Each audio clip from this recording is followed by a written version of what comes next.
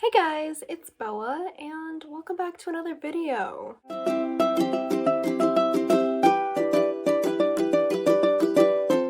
Today I'm going to be doing a Q&A in celebration of my 1-year anniversary on BookTube.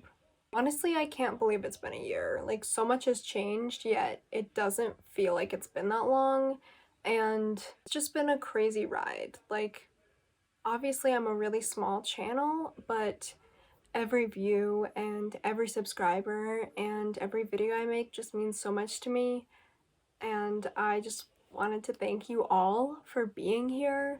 Every person who has viewed my videos or watched my videos, thank you so much because it means so much to me, and I wouldn't be here on YouTube without your support.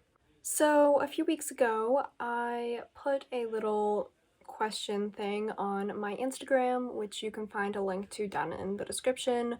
All my social media, Instagram and Goodreads, and of course my YouTube is linked down in the description. So if you're curious or want to follow me on either of those things, then it is down there. I don't really say that often, so if you're someone who never looks in the description, that's where you can find me. On my Instagram, I asked if there was any questions that you guys had about YouTube, writing, reading, anything, and I have some to answer today.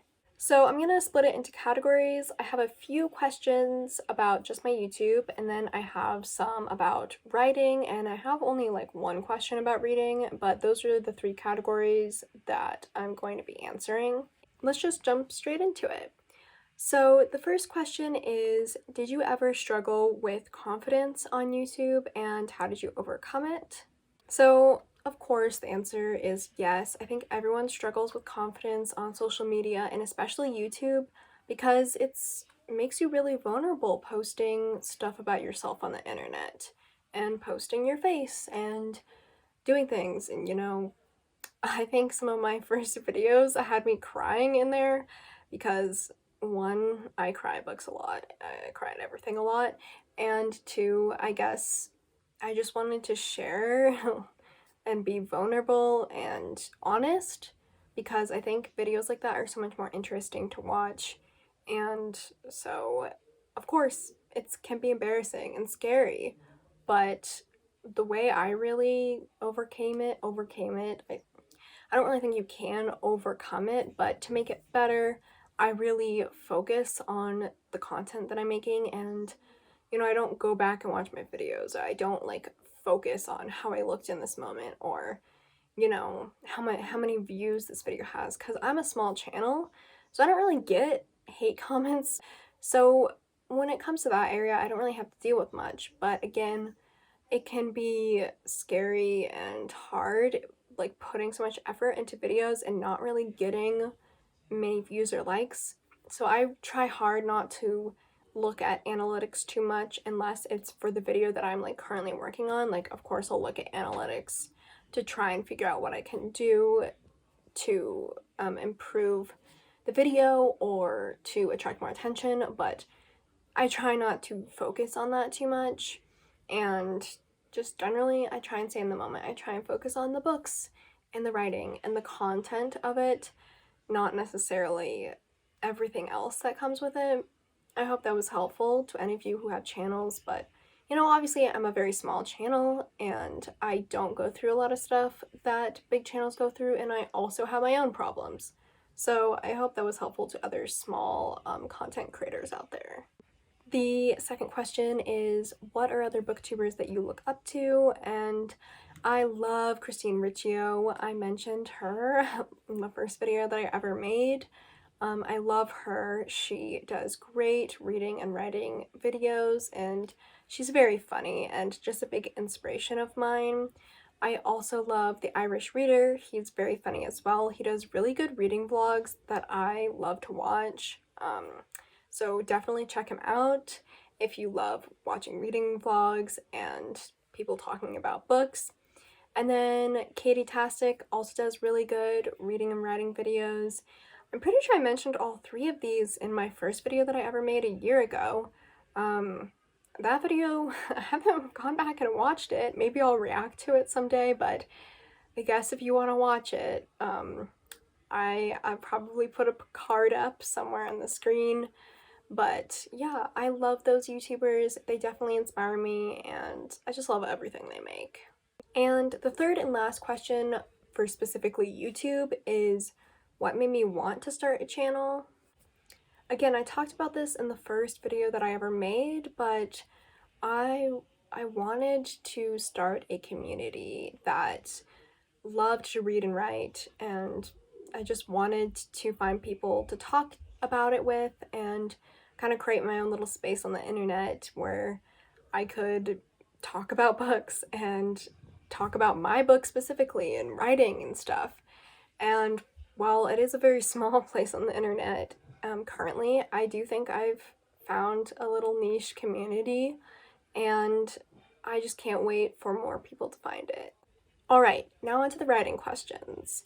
So some of these questions are kind of still to do with YouTube, but they're specifically about writing on YouTube. So has YouTube helped my writing? I definitely think it's helped me write more. There has been some videos that I've made. I will link my writing playlist in the description and probably put a card on the screen. But there's some videos that I made that I'm really proud of, and I think definitely helped me write more. And in that sense, I think it has developed my writing more. And I do love watching other people's videos to get inspired. Some of the previous YouTubers that I mentioned that do writing videos, that definitely helps to inspire me to write more. And certain cases, being on YouTube and vlogging my writing process can be really, I guess, be a lot of pressure. And that makes me more stressed about writing, which is not the goal. But I think the improvements and the benefits outweigh all of that, and I do love talking about my writing on YouTube. Which kind of leads into the next question, which is what made you want to share your writing on YouTube? And aside from talking about books, my writing was the reason why I made this channel. I wanted to find people who would want to listen about my book and who would be interested in my book and who I could learn from, and just that whole community. And that really is one of the reasons, like the main reason why I started this channel. I think it's great to have a community of writers and readers to share this process with. And also it's fun to like go back and know that I have like documentation of some of the earliest stages of my book. The next question is, how do my friends and family impact my writing? They impact it a lot. I wouldn't really be here without my friends. Some of my best friends have inspired me so much and supported me so much. Back when I first started this book, when it was a short story and nothing more, my friends were the reason why I continued, because they read it and they were like, this is great, you should continue. And I was like, really? Okay. And then here we are. Also, another big theme in my book is about friendship, and so I definitely get inspiration from some of my best friends and my friend group and how we all interact. And I kind of think, well, if we were in this situation, how would we go about things? And that has been a big help when it comes to writing those scenes in my book. The next question is, what is my favorite part of writing? Writing can be really difficult, but I think that my favorite part is that I love creating characters and worlds that wouldn't exist in this world, or taking things that could exist in this world and making them magical, because there's a lot that doesn't exist in this world or we haven't found out about yet, and I just love that I can make whatever I want. And if magic and these grand stories don't actually exist, I can make them, I can write them, and that's the next best thing in my opinion. The next question is going to be kind of hard for me to answer, and that's what inspired my main character, Bree.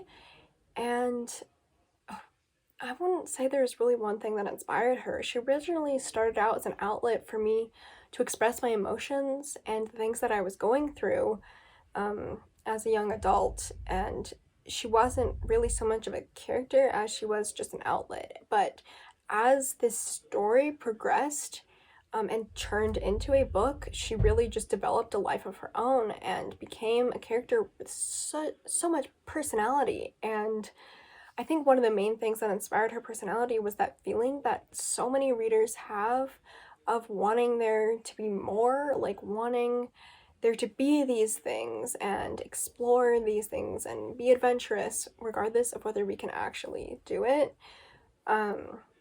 That's something that inspired Brie a lot. She has so many of those emotions that she just can't really get out that a lot of us feel. The next question is, how's your book going? And I actually have a vlog that I'm in the middle of doing and editing and stuff that will probably be coming out like early July, that is detailing my process of editing. So for those of you who don't know, I am currently editing my first draft of my book, and I think it's going pretty well. It was really fun at first editing, and then I hit a roadblock and I couldn't do it anymore. I had no idea what I was doing, so I did some research and then I decided that I was going to go through and reread the entire thing and take a bunch of notes, and that's what I did for like the first half of that vlog.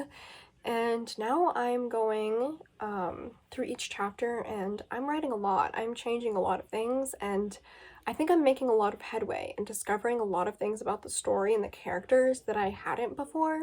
So I'm really excited about it, and I think it's going well, and I'm excited to share it with you guys because after I'm done editing this, I'm gonna send it out to people that are close to me to be the first like beta readers, and then after that, after I make those changes, I'm gonna be able to send it out to whoever I want and have online beta readers. And I'm really excited to do that because I can't wait for you guys to know more about these characters and this story and get some of your opinions on it for the writers who are subscribed to me and the writers that follow me on Instagram that I've offered to beta read. I just can't wait for you to see this story.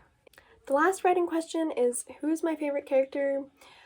Now this has to be a character named Beck, and she is the main character's best friend, and she's just so optimistic and loyal and supportive, and she goes through so much, but she is so brave, and you know, she really comes out the other side just such a whole and beautiful person.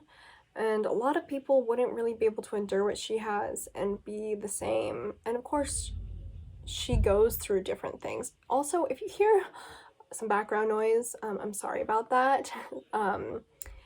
The door, like the sliding door in my house is being opened and closed, and you can hear it like a lot from my room. So I'm sorry if you hear that. I hope the microphone's not picking it up, but if it is, I'm sorry.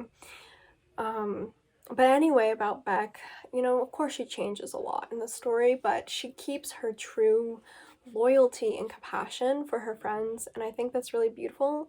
I don't know, I just love her so much. I always answer Beck for this question, even though I love all of my characters. Like, of course I love Brie and all of my other characters, but Beck will always be very near and dear to my heart. Alright, the last question is about reading, and that is, what is your favorite aspect of reading? I love being completely immersed in another world and like being able to experience things that I never would have from my own bedroom, just lying in bed, being able to go on these adventures, and just really satisfies some part of me, and is also a great escape when things are not going well. And yeah, I love reading so much. While writing will always be a huge passion of mine, reading really was my first passion, and without that I would never have discovered like why I want to create stories. I hope you guys enjoyed this Q&A. This has really been like my first real Q&A. It just kind of reminded me of why I joined YouTube in the first place, and sometimes YouTube can be really stressful and unrewarding sometimes, but the fact that I did build a little community in a year, and I, despite the YouTube algorithm, did find some people who like watching my videos, no matter how small those people are, just it makes me really appreciative. So I'll say it again, thank you so much. If you've even watched one of my videos, thank you. If you've liked one of my videos or commented once, it means a lot. So if you do enjoy this content, if this is the first time you're seeing me, not really sure why this is the video you chose to click on, but like, hi, thank you. Make sure to subscribe, turn on those post notifications, all that fun stuff. Follow my Instagram if you want to see more books, because I do post reels about books, and I think my page is pretty aesthetically pleasing. But yeah, I hope you all have a fantastic day, and I'll see you in the next video. Bye!